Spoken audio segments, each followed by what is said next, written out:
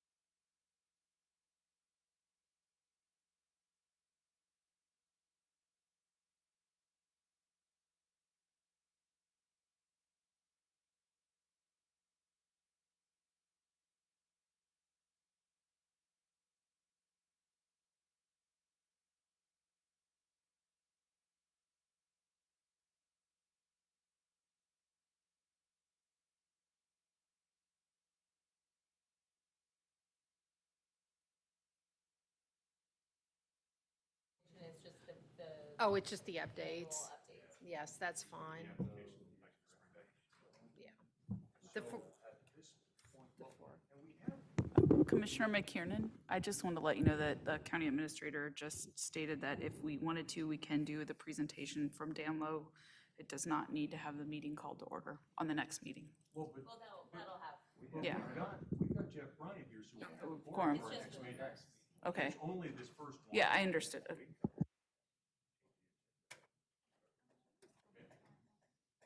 All right, are we okay? We won't violate any publication notices because the EDF is published as convening when NCD concludes. Right. So we'd be okay Okay. to go ahead and start it. Yes, because this is in all effect concluding. But then I think we have to hold, I don't think we can go back, right? Would- We couldn't then call NCD to order after. You could, it wouldn't. Well, they're two different meetings, though. It's more than just an agenda, but I think you could. No, I think once you've passed it, you've probably passed it. That's one item.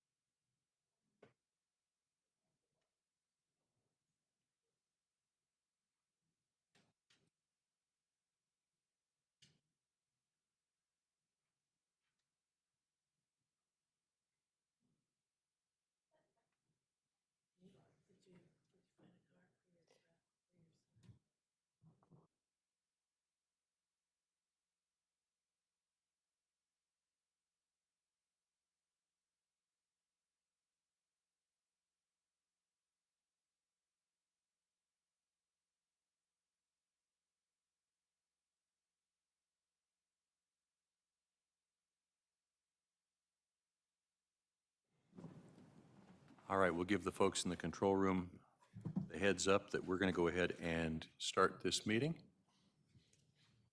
So we would like to welcome everyone to this meeting of the Neighborhood and Community Development Standing Committee. Public comment is welcome. Anyone wishing to speak on any item that is on the Standing Committee agenda may do so when that item is up for discussion. You'll come forward to the microphone at the podium in the middle of the room, be recognized, and have up to 3 minutes to make your comments at that time. For accurate recording and broadcast purposes, we do ask that everyone present please speak as directly as possible into a microphone. Could we call the roll, please? Roll call, Walters. Here.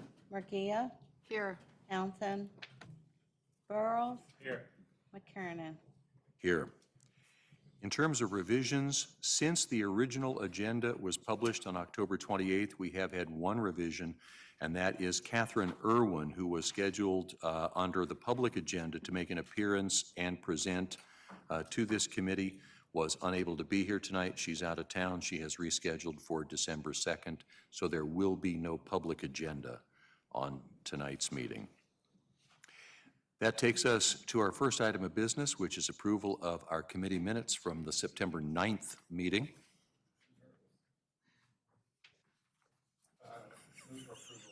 Second. There's a motion and a second to approve those minutes as submitted. All in favor, please say aye.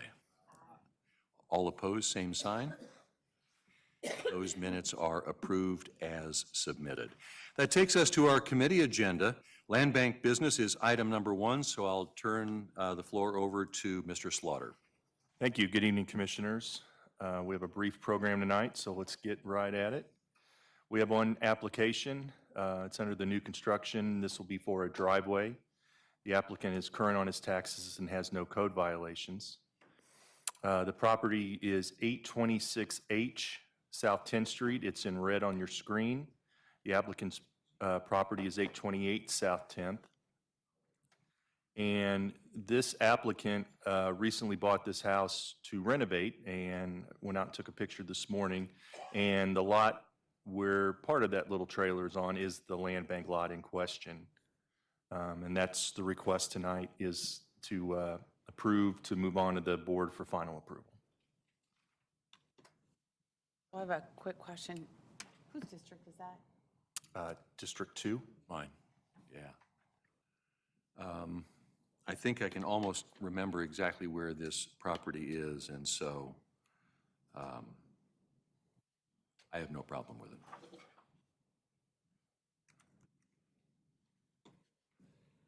So does the committee have any questions or any comments for Mr. Slaughter? Move for approval. Second. There's a motion and a second to approve this as submitted. Any further discussion from the committee? Any public comment? There's been a motion and a second to approve as submitted. Roll call, please. Roll call, Walters. Aye. Margia. Aye. Burrows. Aye. McKernan. Aye. Thank you, Mr. Slaughter. That takes us to your second item. And the next item is our monthly update on our rehab program. And our number of contractors continues to grow. We're sitting at 175. The houses in the program right now are sitting at 73. Houses with no offers, we are at 0. The demos completed is still stagnant. We're holding at 33.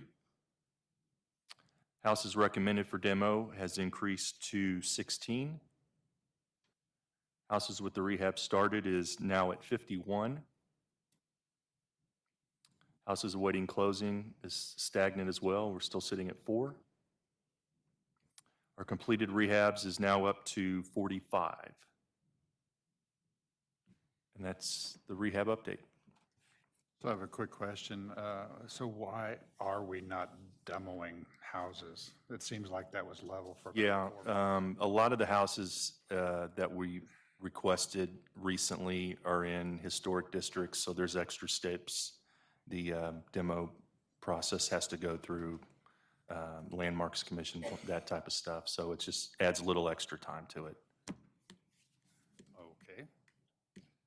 I would just add, generally, we're also trying to demo as few houses as possible, so it's only those that are really too far gone and just, are not able, it's usually fire damage or something to that effect, that we won't be able to put it into the rehab program. So if at all possible, we go through and get multiple, see if anyone will take offers, and if there are no offers by any of our 175 contractors, then it goes through the demo. But your report did say there were several houses waiting. Correct, and we take that number based on once we make the request to the demo department. Thank you, just curious. Any other comments or questions from the committee?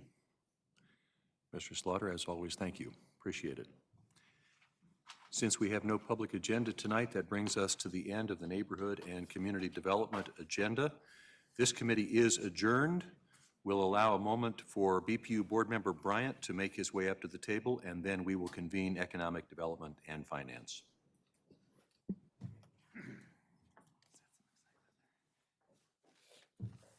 Hey, Jeff.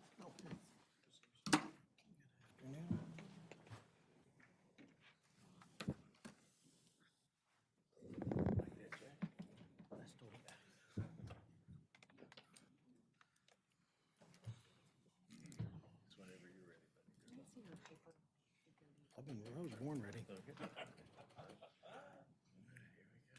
All right, sir, you ready?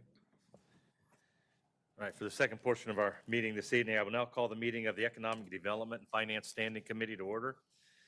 We want to welcome everyone to this meeting. Public comment is always welcome. Anyone wishing to speak on any item in the Standing Committee agenda may do so when the item is up for discussion.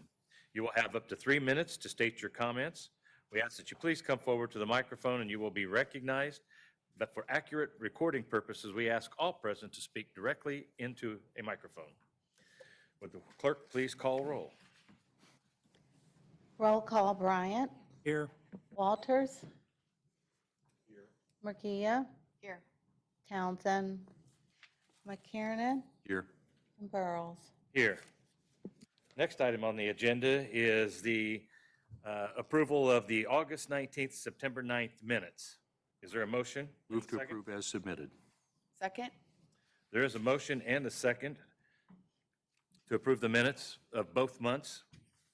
All in favor, say aye. Aye. Opposed, like sign. Seeing none, the minutes have been approved. All right.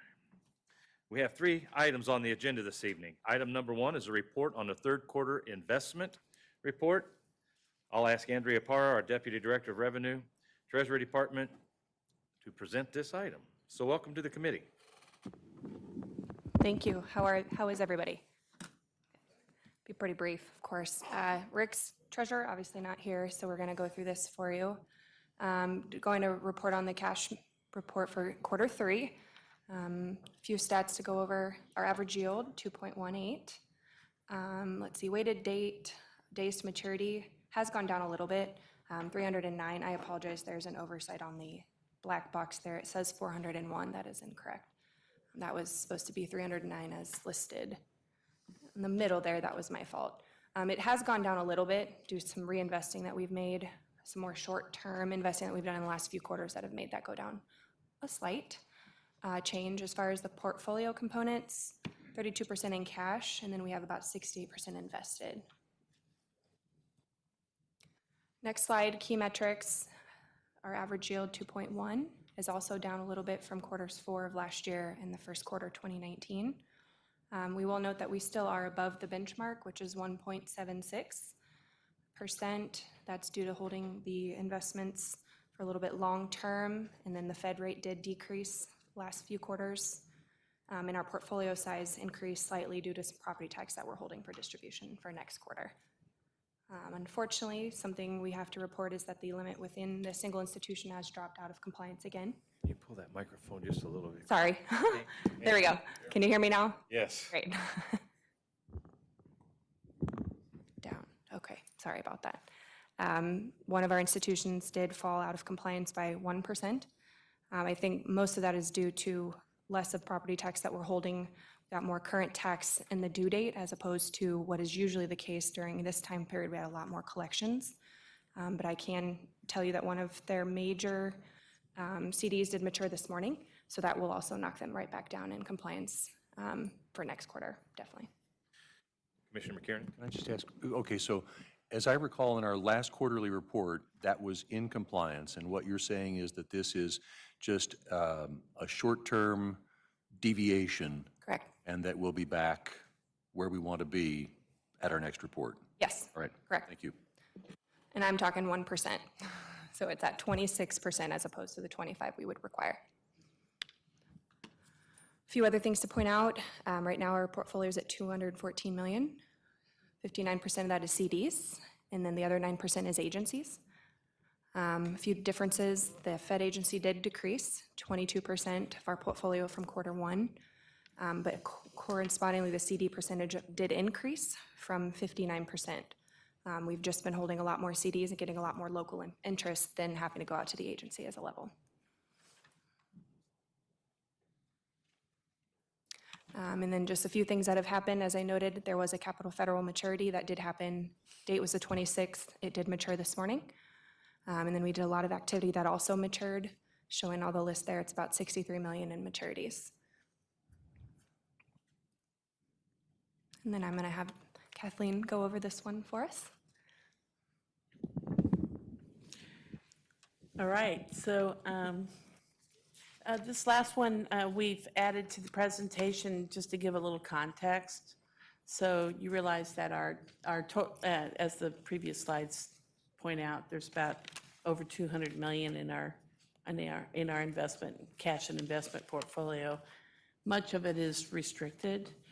In fact, the largest category is with 41% of the total cash in capital projects.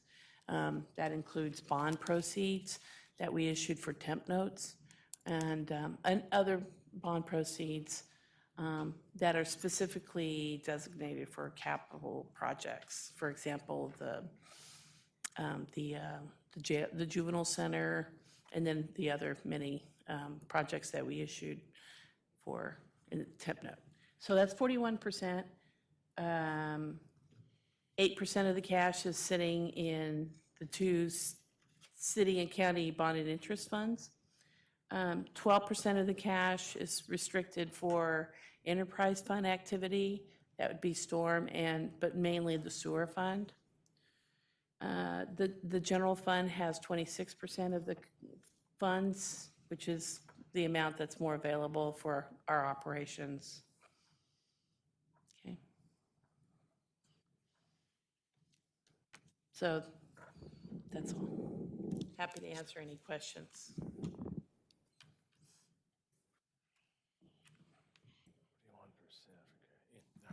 Are there any questions from the committee? I'll ask one question. So this is 41% of the 214 million, That's right. right? So we borrowed all this money and we've invested it. So what is the net cost to us of the $214 million? The net cost, what do you mean? What's the difference between the interest rates we're paying and the interest we're getting from our investments? So the only amount that, I'm saying a portion of that 41% is borrowed from the temp notes and for bond proceeds.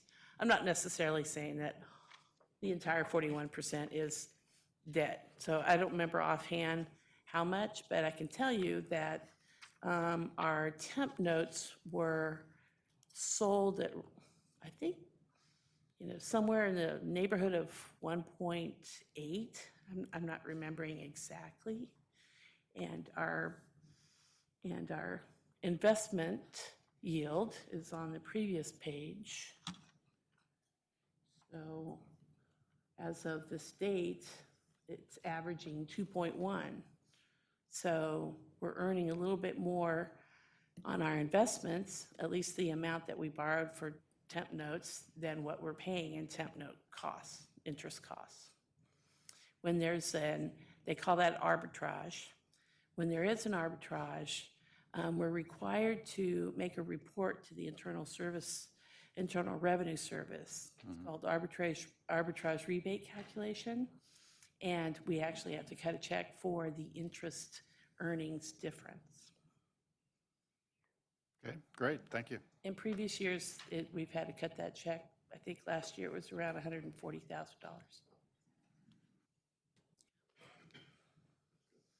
Any other question? So that's a 0.03% interest difference. If my memory serves me right on the temp note, I don't remember offhand. I think it was something around that neighborhood. Yes, it'd be 45 grand, something like that, wouldn't you say? Yeah, and of course, this interest rate fluctuates throughout the year, so there's an average that's provided to the IRS when they do their calculations. Okay. Yeah.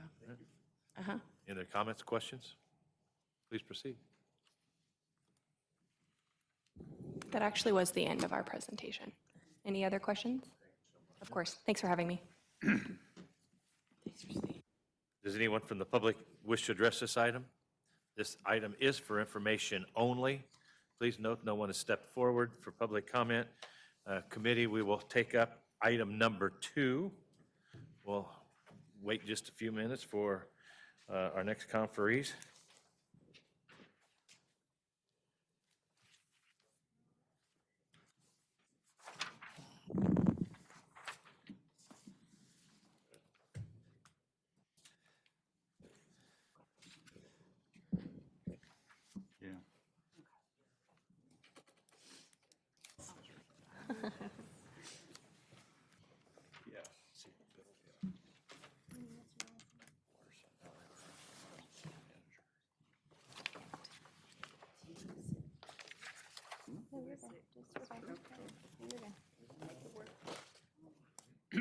Okay, well, if we're ready, we'll start with our second item this evening is a resolution of intent to issue IRBs for the PQ Corporation. Catherine Qatar, our Director of Economic Development, is here to present. So, Catherine? Thank you very much. Catherine Carter, Director of Economic Development. I think we've probably all been a bit familiar with PQ. They've done a number of expansions. They've put a ton of investment into our community, and so they are looking to do another $100 million expansion. So we're excited to bring that to you today.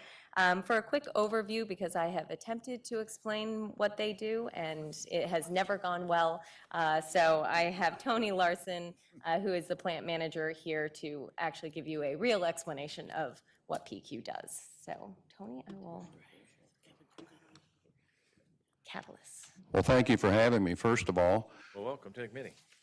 I'm sure probably most of you have maybe driven by our site on Kansas Avenue and 18th Street Expressway. Every day. I know you have for sure, yeah.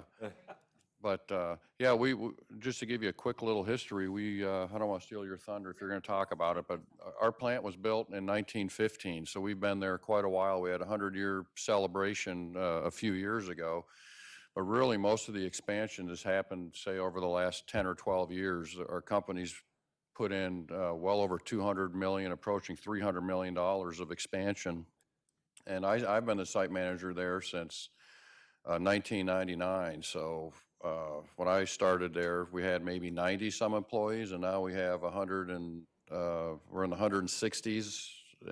And with this expansion, we'll be in the 170s. So what we do is we make catalyst, which we're a chemical manufacturing plant, and a lot of people hear that and they think of bad things, but our site actually makes stuff that is very environmentally friendly, and we sell into environmental type applications where our catalysts actually trap a lot of the emissions so that they don't get into the atmosphere. Like we make some of our big customers are catalytic converters, as an example, where it will trap a lot of the gases that prevent it from going into the atmosphere. So that's a lot of the stuff we do. We also sell into petrochemical plants where they use our catalysts in the process to eliminate NOx and SOx and bad gases like that. So if you ever come to our site, you might see some of our product, but no one really knows who we are because we don't sell to the public. But really, the stuff we make helps the environment. And that's why we've been expanding so much, because across the world, you can see all the different regulations coming in, and we're a global company. We sell all over the world.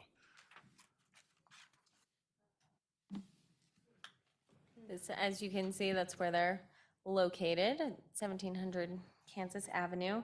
And then Tony, if you could just talk a little bit more about some of the expansions and then what you're planning with this next one. Yeah, okay. I sent a picture here, and the red are ones that have been completed already.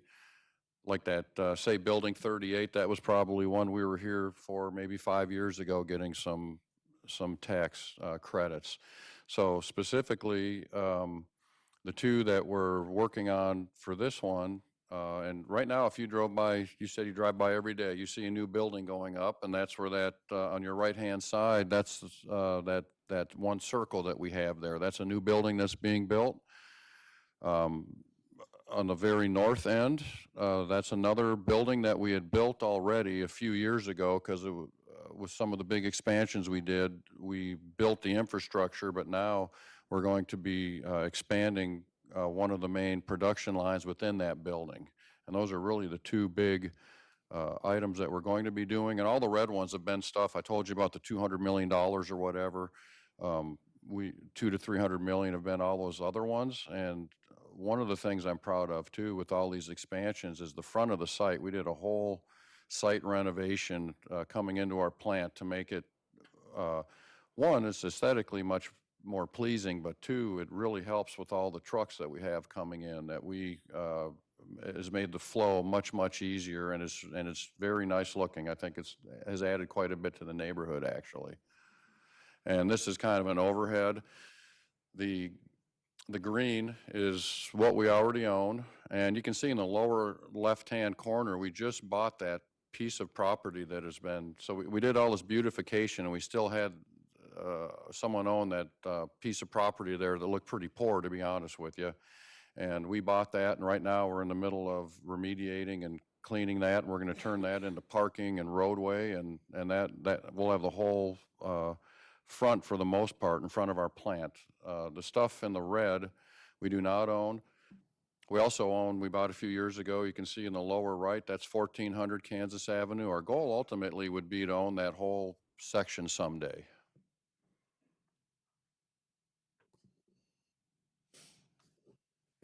So this expansion, it would be $100 million. 30 million of that would be for construction, roughly 70 million for equipment and machinery, and then a bit for some additional land acquisition. As Tony was mentioning, the additional jobs that come with this are very well paying, and they would bring the total plant employment to just over 170, which is pretty impressive, especially considering the average salary is $77,000. Just to put that into perspective, that's 146% higher than the average in the metro area. So not just even KCK or Wyandotte County, but for the metro. So those are jobs we like to see. Additionally, with the construction, that's 259 additional construction jobs that will also be coming with this project. So to explain kind of what we're asking for today would be, it's a resolution of intent to issue bonds for this project. We are in line with the policy completely. So it's a 10-year abatement term for IRBs, industrial revenue bonds, because it is over $4 million in capital. So the standard abatement is 45. Then because it is over 50 million, and it is significantly over 50 million, that receives a bonus, as well as the target area, as well as their continued efforts. And they have always met in the past their LMW goals. So that gets us to the maximum, which is 75% abatement for 10 years. We always have a cost-benefit analysis done with all of these projects, which I think is really important. One of the things that really stood out on this project is, so the state requires a benefit to cost of 1.3.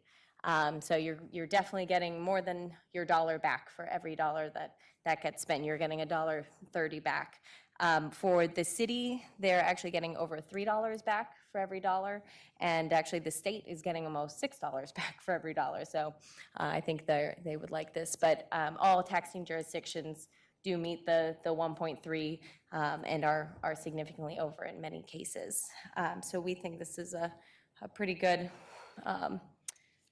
project. It's allowing us not only to expand a company that's been around for over 100 years, but it is also, we are benefiting immediately from day one, because they are, currently they're paying about $260,000 in taxes.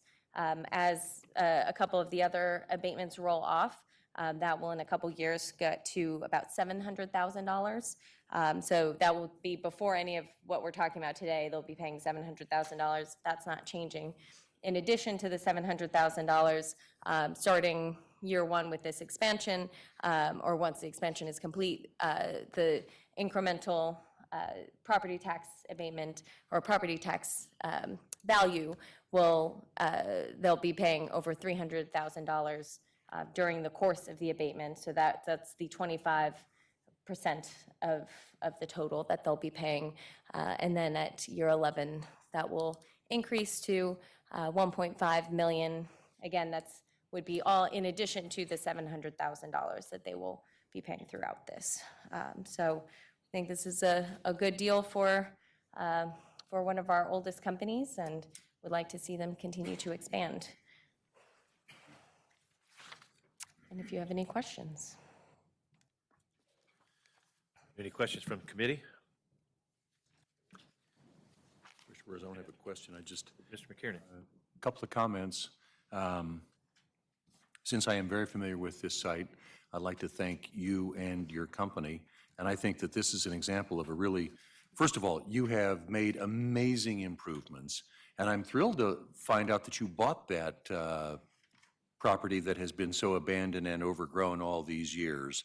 And for you to have that now and to fold it into your improvements, I think will be spectacular. It is always amazing to me how Armourdale ships worldwide. A lot of people don't know that of all the businesses in Armourdale have a worldwide reach, and your company certainly is one of them. And for me, this is one of those projects that is a win-win. Certainly, you get the incentive so that you have the capacity to expand, but we, from day one, will benefit not only from property taxes, but from jobs available. And so I think this is a fantastic project. Mr. Larson, is this the home headquarters, corporate office? Oh, I have to turn it off every time, okay. Yeah. Malvern, Pennsylvania is the home headquarters. We do have a mini headquarters, you could say, in Lenexa. Thank you. Any other questions from committee? Any other comments? I would move to approve as submitted. I do need to ask if there's any comments from the public. Seeing none, I'll entertain your motion. Motion been made. Motion. And second, to advance the IRB. I ask clerk call roll. Roll call, Bryant, Aye. Walters, Aye. Murguía, Aye. McKiernan, Aye. and Burrows. Aye. Thank you. We appreciate your support, and we're very proud to be part of the community. Absolutely.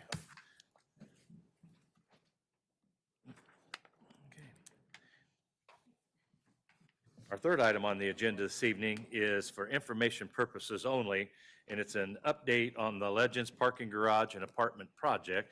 So we'll wait just a minute or two for staff to get changed up, and then we'll go to item number 3. And I believe Mr. Dan Lowe will be joining us.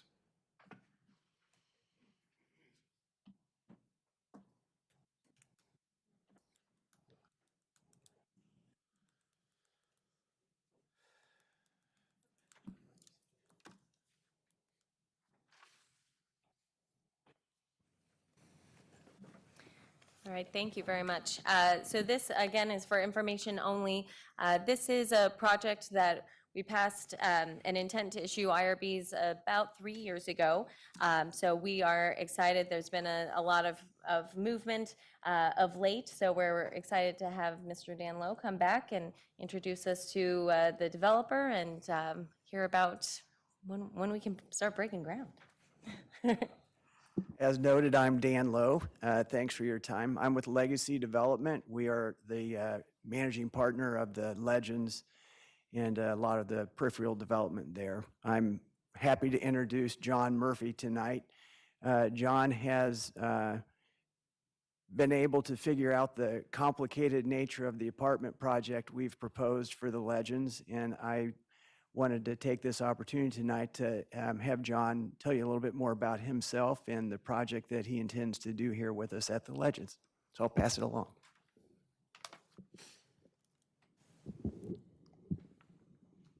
Yes, thank you, Dan. John Murphy, J.A. Murphy Group, Knoxville, Tennessee. I do have, since you don't know me, I have a handout if you'd like to see. Let's do that. It's got, what, 5 of them here?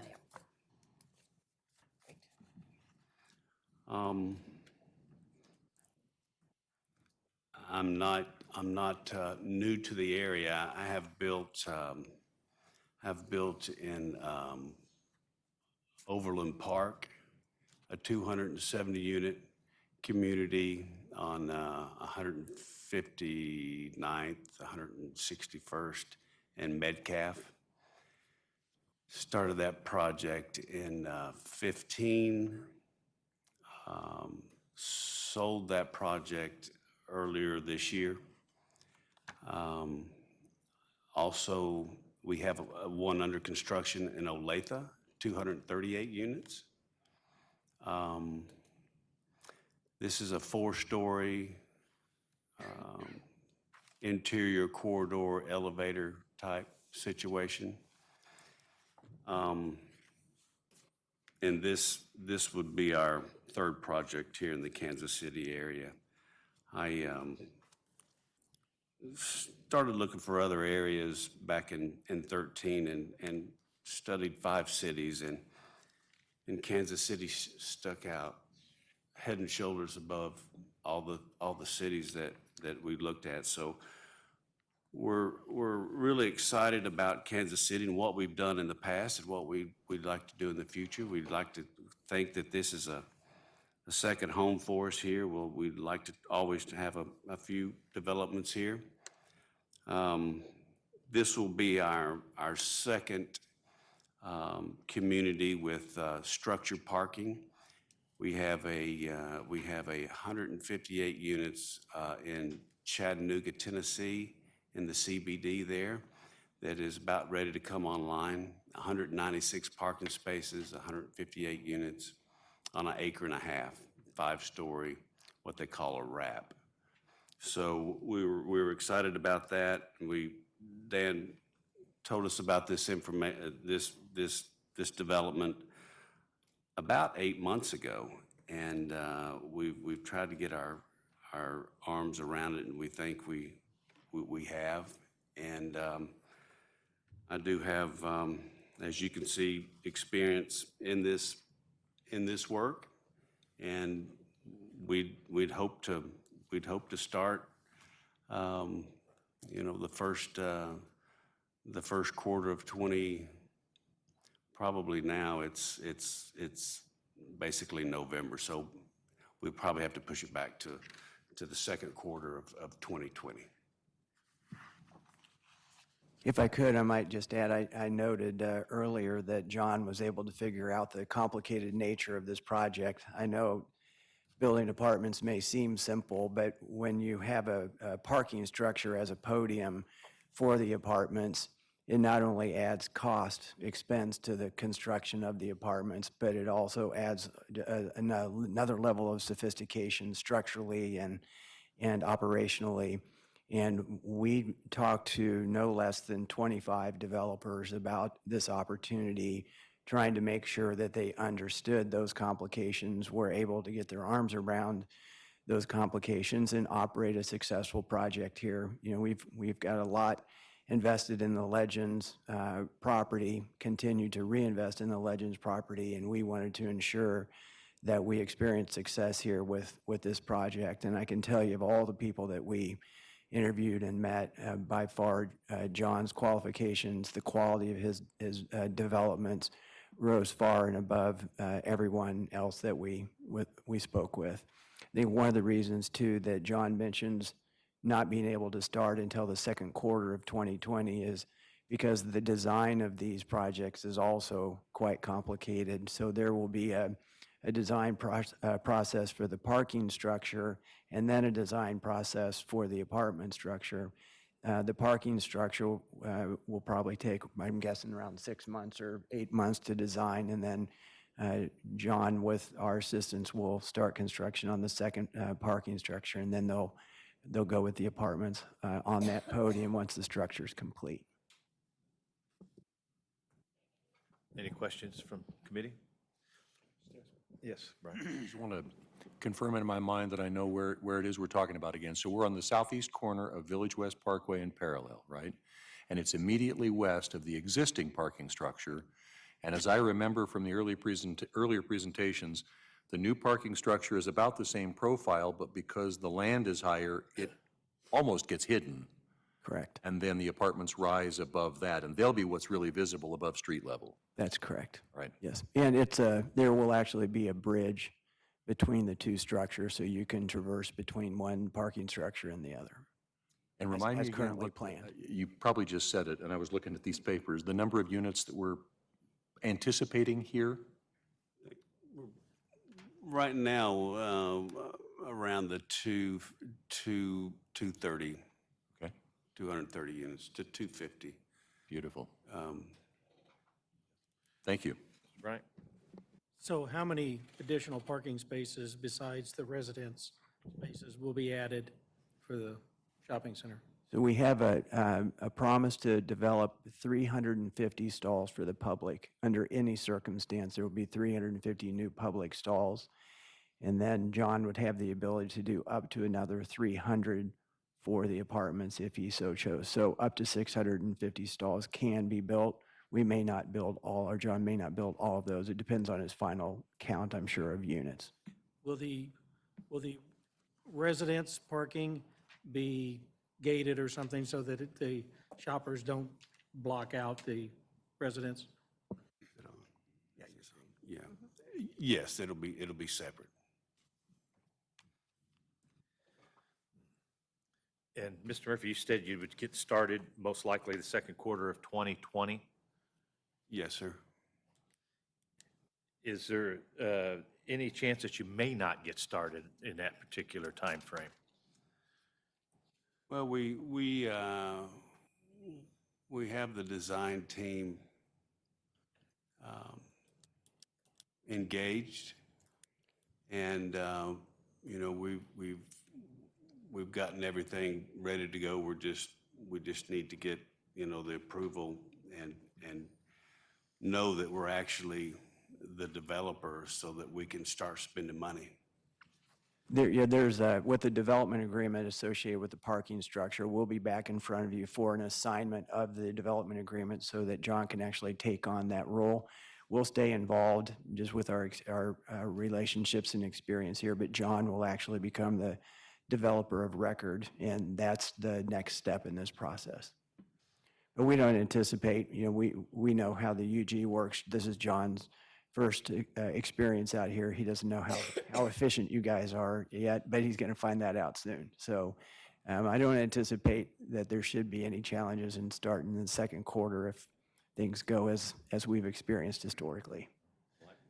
Yeah, we just like to keep the momentum going out there, keep that place fresh. I mean, it helps the overall business, helps the community, and those would be market rate apartments, I'm sure. And I would have loved to have seen a design. I'm sure some of us would really like to have an opportunity to view what it is that's proposed to go there.